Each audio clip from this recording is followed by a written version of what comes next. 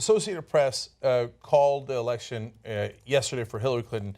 It was not based on the Puerto Rico voting. Yes, that affected it, but they said what put Hillary Clinton over the top was superdelegates that they then realized, not realized, but that they contacted that said we were unpledged. Now we are saying that we are going to support Hillary Clinton, and that put her over the top. And the way it works also is the AP calls these people, constantly canvassing the superdelegates, the elected, the party officials, everyone, constantly canvassing them to see when they change. So they have a chart of who has declared, who has undeclared, who has switched, etc. So it is my contention that the Hillary Clinton campaign, which is a campaign that is certainly works hard, right? They have a huge team. They know politics inside and out. Do they not know where the superdelegates are aligned? They know. They have a list of each superdelegate. Of course. They know exactly where they are. My contention is, again, not any inside sources or internal memos. I'm totally upfront about that. But based on my knowledge of politics, the Clinton campaign thought we might lose California. So there's a chance we're going to lose California. That would be embarrassing. We don't want to declare victory after we've lost the largest state.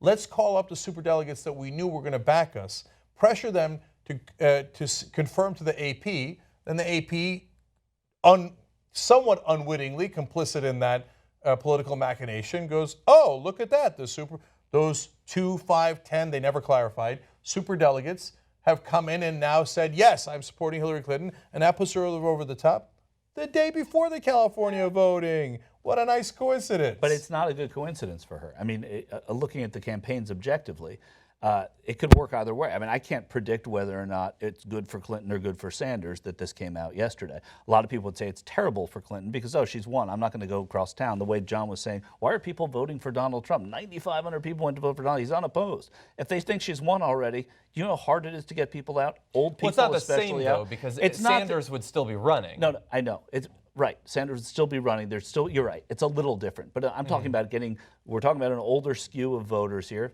Yes, there are more diligent voters. They're harder, though, in many cases. It's a harder time for them to get to the polls, not in California, not in June.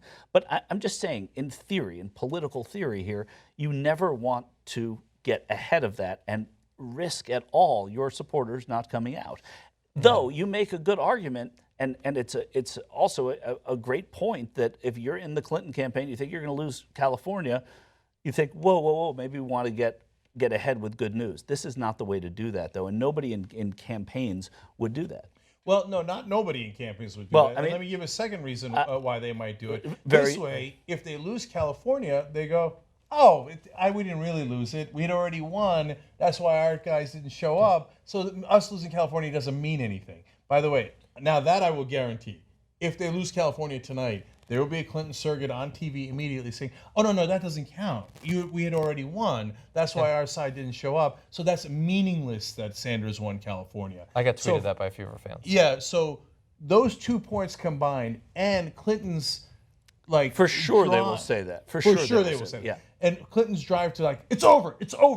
I've already won. Let's wrap this thing up. Sanders, tonight, you better understand, it's already over.